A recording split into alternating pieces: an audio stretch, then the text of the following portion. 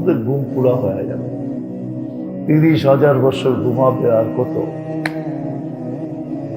60-70 বছরেরটা পুরা হয়ে 30,000 বছর পর্যন্ত গভীর ঘুমে কেটে যাবে। ওইটা চোখ ঢলবে আর বলবে কাঁচা ঘুমের থেকে কেন উঠাইলাম? ফেরেশতা আসবে আর বলবে কাঁচা পাকবে কবে? বলছে কেন? 30,000 বছর তো ঘুমাইলা, তারপরও কাঁচা। তো তাহলে উঠাইলা কেন? কিয়ামত হয়ে গেছে। তখন যে ঘোর ভাঙবে, ঘোর। আমাদের ছেলে পেলেরা যখন সেহরির সময় উঠাই তো দেখি ঘুমের ঘোর ভাঙে না। যখন কই মাত্র 20 মিনিট আছে, তুই খাবি কেমনে, তখন ঘোর ভেঙে যায়। তো ওদেরও ঘোর ভাঙবে যখন কবো কিয়ামত হয়ে গেছে, ঘোর ভেঙে যায়।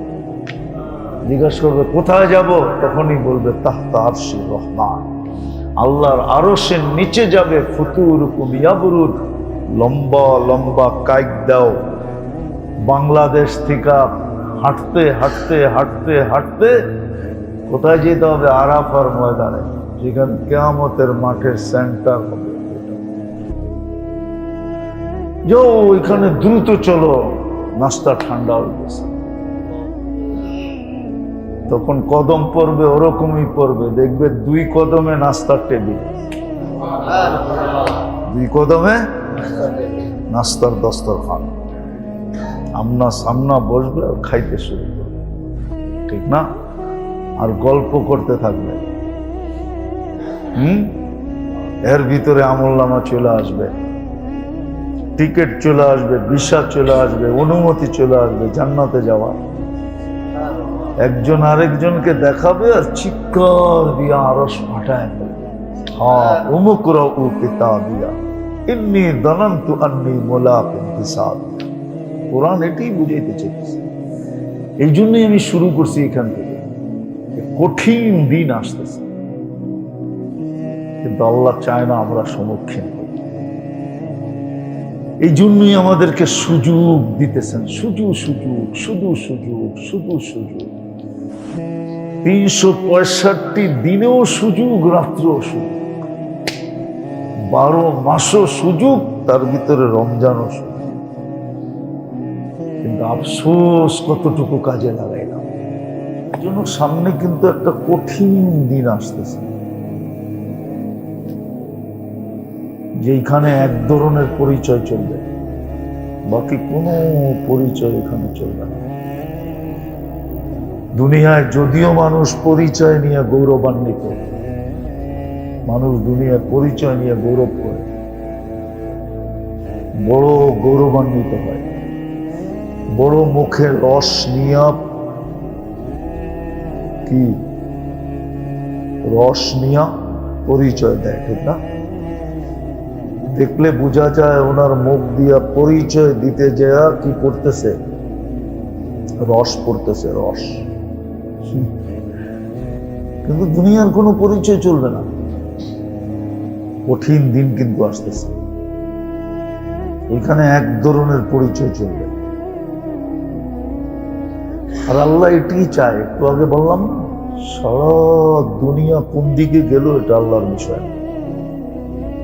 আল্লাহর বিষয় হলো যাকে আমি মুসলমান হিসাবে জন্ম দিলাম, অস্তিত্ব দিলাম, আমার বন্ধুর উম্মত বানাইলাম, সে যেন আমার কাছে এইভাবে আসে যে তার জন্য ইস্তেকবাল পাঠাইতে হয়,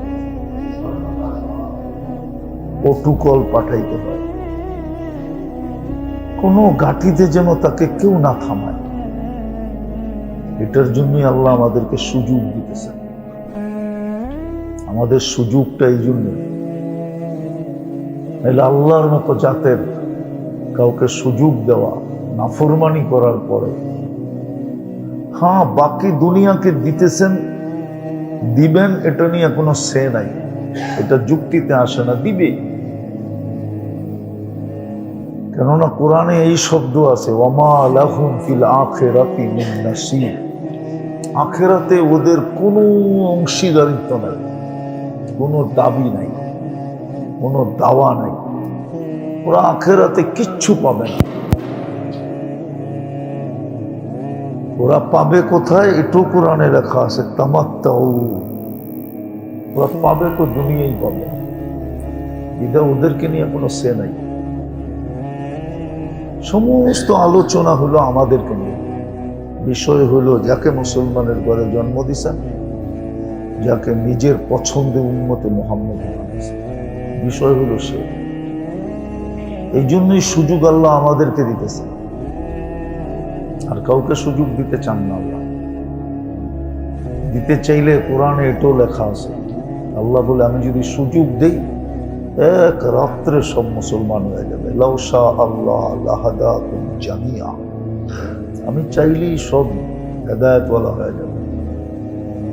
লাউ শা আল্লাহ লাজআলাকুম উম্মাতান ওয়াহিদা, আমি চাইলে সমস্ত মতভেদ উঠায় দিতে পারি, কিন্তু আমি উঠাবো না, কারণ ওরা তো আলোচ্য বিষয় না।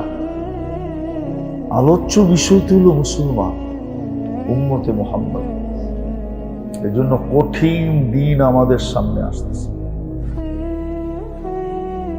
এমন দিন যেখানে কেউ কারো দিকে তাকাবে না। কোরআন এটাই বুঝাইতেছে, লিকুল্লি মরিইন মিনহুম শা'নুন ইউগনি। নিজেকে নিয়ে এত এত এত এত ব্যস্ত হবে যে কারো দিকে চোখ উঠানোর সুযোগ হবে না, চোখ পর্যন্ত উঠাইতে পারবে না। মুখ দিয়া বলবে তো দূরের কথা, তাকানোর সুযোগ হবে না, এরকম ব্যস্ত করে দিবে। এই জন্যই আগে বলছে, ইয়াউমা ইয়াফিরুল মারউ মিন আখি ওয়া উম্মিহি ওয়া আবি ওয়া সাহিবাতিহি ওয়া বানি লা ইয়াসআলু হামিমুন হামিমা।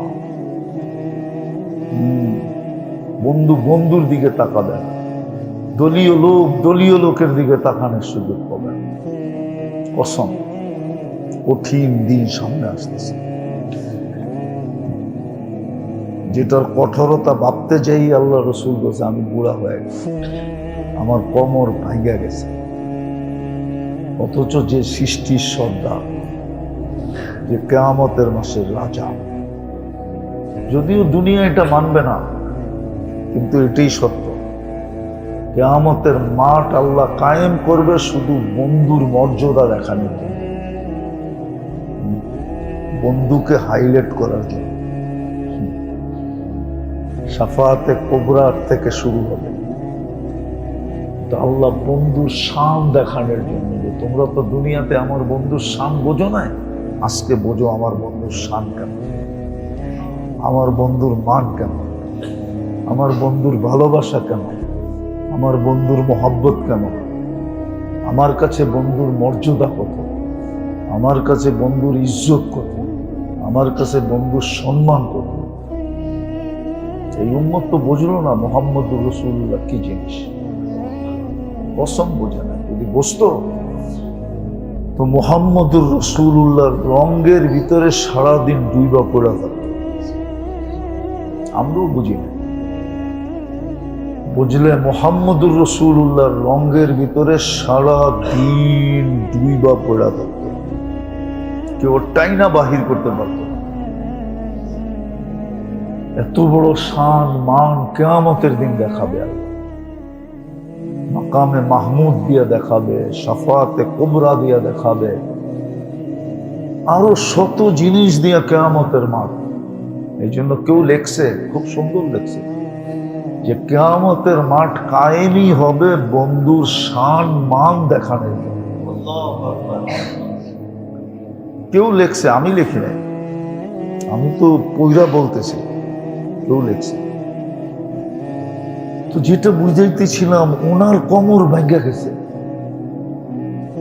উনি বলতেছে আমি বুড়া হয়ে গেছি। উনি চোখের পানি ছড়াইতে থাকতেন। এই জন্য হাদিসে আছে, বুখারীতে আছে, শাইয়াবাতনি নাবা, সূরা নাবা আমাকে বুড়া করে দিয়েছে। শাইয়াবাতনিল হুদ, সূরা হুদ আমাকে বুড়া করে দিয়েছে, যেটার ভিতরে কিয়ামতের দৃশ্য আল্লাহ তুলে ধরছে, কঠিন দিনের দৃশ্য তুলে ধরছে, কঠিন সময়ের দৃশ্য আল্লাহ তুলে ধরছে। এই জন্য একটা কঠিন সময় আমাদের সামনে আসতেছে। আল্লাহ চায় না আমরা ওই কঠিন দিনে কঠিন সময়ের সম্মুখীন হই, এটা আল্লাহ চায় না। আর না চাওয়ার যুক্তি, যদি চাইতাম তো তোমাকে মুসলমানের ঘরে কেন পাঠাই, যদি চাইতাম তাহলে বন্ধুর উম্মত তোমাকে নির্বাচিত কেন করতাম। এই জন্যই আমাদেরকে সুযোগ দিছেন, বারবার দিতেছেন। যে 60 বৎসর রমজান পাইতেছে তাকে 60টা সুযোগ দিছেন, যে 20 বছর রমজান পাইতেছে তাকে 20টা সুযোগ দিছেন, যে 40টা পাইছে তাকে 40টা সুযোগ দিছেন, যে 50টা পাইছেন তাকে 50টা সুযোগ দিছেন। রমজান দিয়ে আমাদেরকে সুযোগ দিছেন, এটা সুযোগ আল্লাহর চান্স।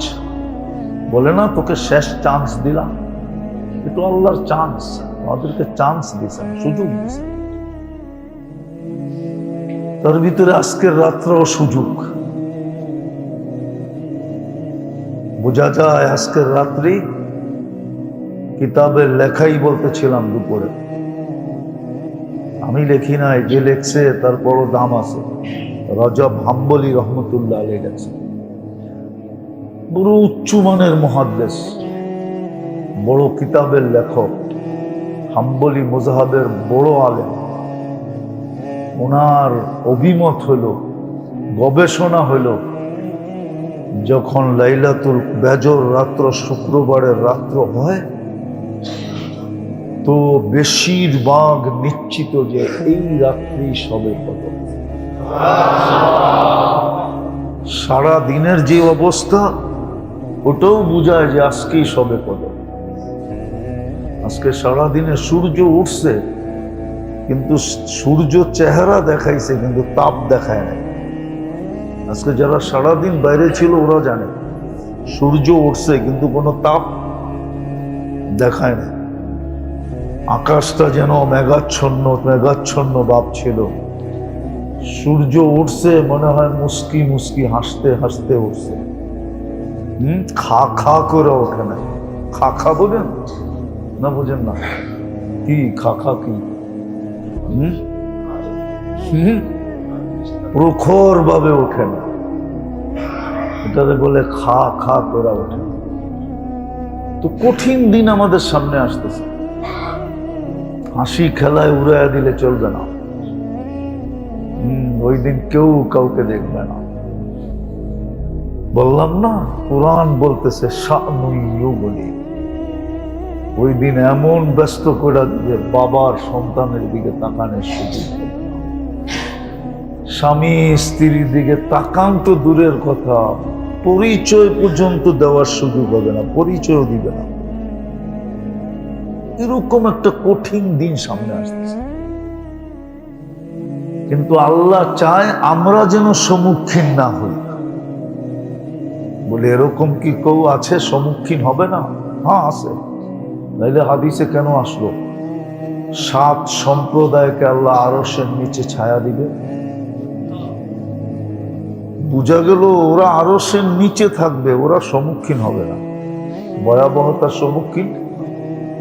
সম্মুখীন তার আরশের নিচে, আল্লাহর আরশের নিচে।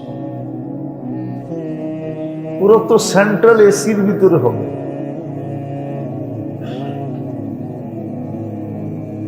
হাদিসে এই কথা আসতো না, আমার কথার প্রমাণ হিসাবে আসছে। হবে কিছু লোক যারা ওই দিন সম্মুখীন হবে না। ওটার ভিতরে যুবকও হবে, বৃদ্ধ হবে, নারীও হবে, পুরুষও হবে, ছোট হবে, বড় হবে, ধনীও হবে, গরিবও হবে, শিক্ষিত হবে, অশিক্ষিত হবে। হবে কিছু লোক ঊর্ধ্ব পদস্থ হবে, নিম্ন পদস্থ হবে। হ্যাঁ, হতে পারে বসের সাথে পিউনের দেখা হবে আর বসাবো হবে। বস আপনি এখানে, পিউনকে বলবে তুই এইখানে। আল্লাহ ছায়া দিছে, কি করবো? এরা বেঁচে যাবে, এরা সম্মুখীন হবে না। নাহলে 7 দল লোককে কবর থেকে উঠে আরশের নিচে নিয়ে যাওয়া হতো। এই জন্য হাদিসে আছে বলতে বলতে নিয়ে যাবে ফুতুরুকুম ইয়াবরুদ, জলদি চলো, নাস্তা ঠান্ডা হইতেছে। জিজ্ঞেস করবে কোথায় নাস্তা? বলবে আল্লাহর আরশের নিচে। বলবে খাওয়াবে কি? বলে জান্নাতের মাছের কলিজার কাবাব আর জান্নাতের রুটি। আর এটাই সত্য। জান্নাতের জিনিস যদি কারো পেটে আজও স্বপ্নের মাধ্যমে আল্লাহ বইলা কয়া খাওয়ায় যে তোরে জান্নাতের জিনিস খাওয়াই দিছি, ওই পেটও কোনোদিন দুজবে যাবে না। সত্য এটা। এই জন্য আমাদের সাইদ খান সাহেব রহমতুল্লাহ আলাইহি ছিলেন, দুনিয়াতে জান্নাতের 4টা নদী আছে। একটার নাম নীল, একটার নাম ফোরাত, একটার নাম সিজান, একটার নাম তিজান। 2টা রাশিয়াতে, একটা ইরাকে, একটা সুদানে। আমাদের সাইদ খান সাহেব রহমতুল্লাহ আলাইহি যেতেন, খুব সুদানে দরিয়ায় নীলে গোসল করতেন আর পেট বুড়া বুড়া পানি খাইতেন। জিজ্ঞাসা করতেন আপনি গোসল করতে মদিনার থেকে সুদানে আসেন কেন? জান্নাতের নদী, আশা রাখি এই পানি দিয়ে গোসল করলে আর এই শরীর দুজগে যাবে। এই পানি পেটে গেলে আর মনে হয় দুজগে যাবে না, কারণ এটা জান্নাতের নদী। আল্লাহ রসুল বলছে আর নীল নাহারুল জান্নাহ, জান্নাতের নদী নীল, দরিয়ায় নীল। সত্য এটা। তো যেটা বুঝাইতেছিলাম, বড় কঠিন দিন আমাদের সামনে আসতেছে,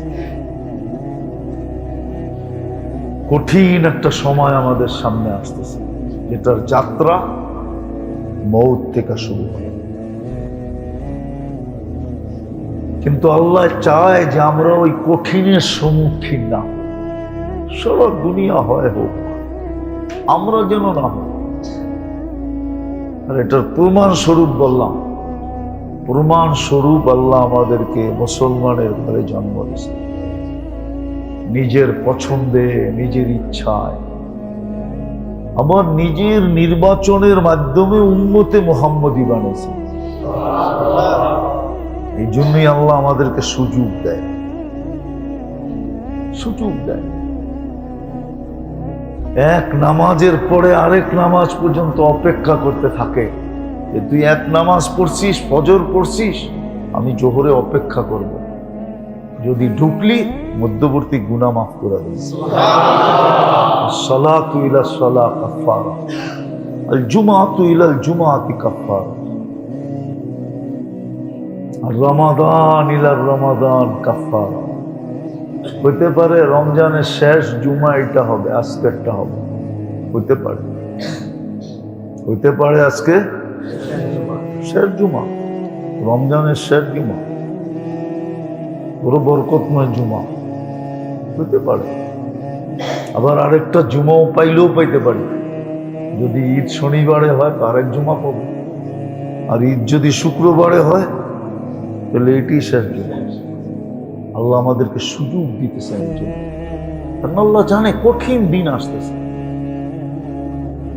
যদিও আমাদের বুঝে আসতেছে না, আমরা বুঝাইতে চেষ্টা করি, কিন্তু আমাদের সমাজের যুবকদের বুঝে আসে না, বৃদ্ধদের বুঝে আসে না, ধনীদের বুঝে আসে না, গরিবদের বুঝে আসে না।